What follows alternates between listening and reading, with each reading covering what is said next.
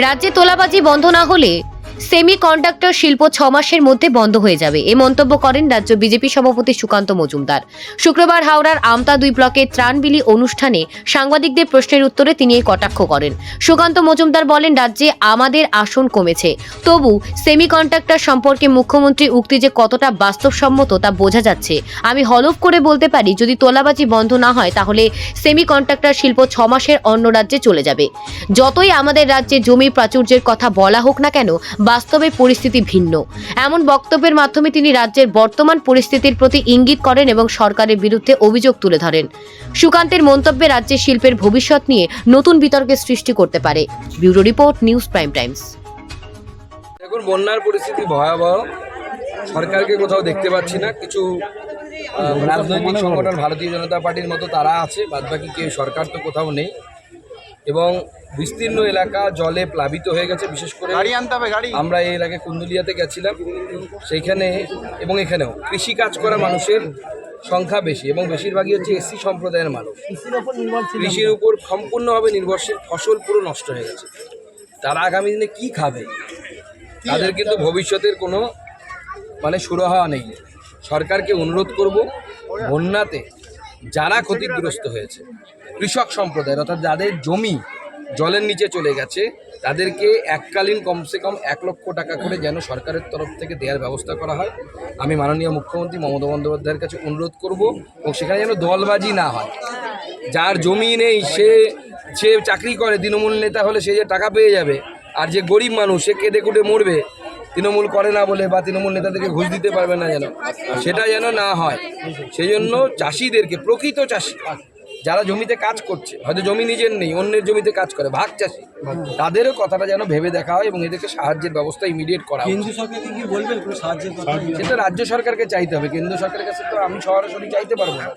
আমাদের প্রত্যেকেরই দায়িত্ব, কর্তব্য ফিক্স আছে। আমরা আমাদের পার্টির তরফ থেকে আমি এই বন্যা পরিস্থিতিতে প্রায় 20,000 ত্রিপলের ব্যবস্থা করেছি। আমাদের পার্টির তরফ থেকে 20,000 ত্রিপল পুরসুরা থেকে শুরু করে আমতা বিভিন্ন জায়গায় আমরা ডিস্ট্রিবিউট করছি এবং আমাদের বিধায়ক সাংসদ এক্সট্রাভাবে করছে। ভারতীয় জনতা পার্টির খাবার আমাদের কুন্দুলিয়াতে আগামী মঙ্গলবার পর্যন্ত টানা খিচুড়ি দেওয়া চলবে, আমরা দেব। ভারতীয় জনতা পার্টি পুরো শক্তি যতটা আমাদের আছে, আমরা তো সরকারে নেই এখানে, তো আমাদের যতটা শক্তি আছে আমরা শক্তি দিয়ে মানুষের পাশে দাঁড়ানোর চেষ্টা করছি। এরপরে প্রয়োজনে আমরা ডাক্তারবাবুদের টিমও পাঠাবো, ডাক্তারবাবুদের টিম আসবে এবং আমরা চেষ্টা করছি গরিব জায়গাগুলোতে খিচুড়ির ব্যবস্থা করা বা ড্রাই ফ্রুটের ব্যবস্থা করা। এখানে আমরা মুড়ি বিস্কুট দিলাম, আর কিছু কিছু লোককে ত্রিপল দিলাম, মুড়ি বিস্কুট চানাচুর দিলাম এবং কিছু কিছু মানুষকে ত্রিপল দিলাম। সুকান্তদা, মুখ্যমন্ত্রী বলে গিয়েছিলেন যে বন্যা, আমি তো কাউকে দেখতে পাইনি এখনো পর্যন্ত। সাধারণ মানুষের অবস্থা অত্যন্ত সঙ্গীন। আমি মুখ্যমন্ত্রীর কাছে আপনাদের মাধ্যমে আবেদন জানাবো, আপনার ছবি দিয়ে বড় করে তাঁবু খাটান, সেই তাঁবু থেকে আপনারই ছবি থাক, কোনো অসুবিধা নেই, সেখান থেকে বিডিওদেরকে বলুন খিচুড়ি দেওয়ার ব্যবস্থা টানা যেন চলতে থাকে, আগামী কম করে 2-3 সপ্তাহ যেন চলতে থাকে। কারণ এখানে মানুষ যতদিন না জল নামছে ততদিন মানুষকে খাওয়ানোর ব্যবস্থা করা উচিত। কারণ এখানে মানুষের কপরদক শূন্য হয়ে গেছে, পয়সা করি সমস্ত জমি জলের তলে চলে গেছে। কিন্তু দেখুন, বন্যা কেন হয় এটা আমাদেরকে বুঝতে হবে। আমাদের এখানে যতগুলো নদী আছে, প্রত্যেক নদীতেই কোনো না কোনো বাঁধ আছে।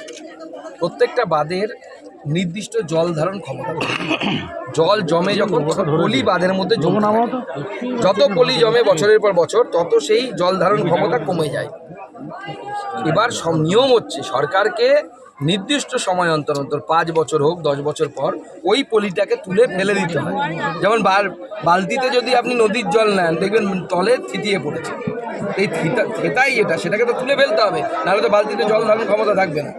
কিন্তু রাজ্য সরকারের আর্থিক অবস্থা এত খারাপ, দান ধ্যান মেলা খেলা করতে গিয়ে এমন অবস্থা হয়ে গেছে যে পরিকাঠামোগত উন্নয়ন, রাস্তা তৈরি থেকে শুরু করে হসপিটালতে তৈরি বা বাঁধ মেরামতি, এই কোনো কাজ হয় না। আপনি সাধারণ মানুষকে জিজ্ঞেস করুন না, বাঁধের পাশে যারা বাস করে তারা তো 365 দিন বাঁধটাকে দেখছে, আমরা তো দেখি না। তাদেরকে জিজ্ঞেস করুন যে লাস্ট 5 বছরে ইঞ্জিনিয়ার কভার এসছে, একবার জিজ্ঞেস করুন, তাহলে আপনারা বুঝতে পারবেন কি সত্যি কি কে মিথ্যে কথা বলছে। রাজ্য সরকারের তরফ থেকে ব্যবস্থা করা উচিত, তার জন্য বিডিওদেরকে নিচে নামানো, প্রশাসনকে নিচে নামানো উচিত, বাঁধ মেরামতির ব্যবস্থা করা উচিত। চলুন আগেই বলেছি, নরেন্দ্র মোদী দেখুন আমরা পশ্চিমবঙ্গে কিন্তু সিট কমে গেছে, কিন্তু নরেন্দ্র মোদী আমেরিকায় গিয়ে কলকাতার কথা ভেবেছে, সেমিকন্ডাক্টরের কথা ভেবেছে।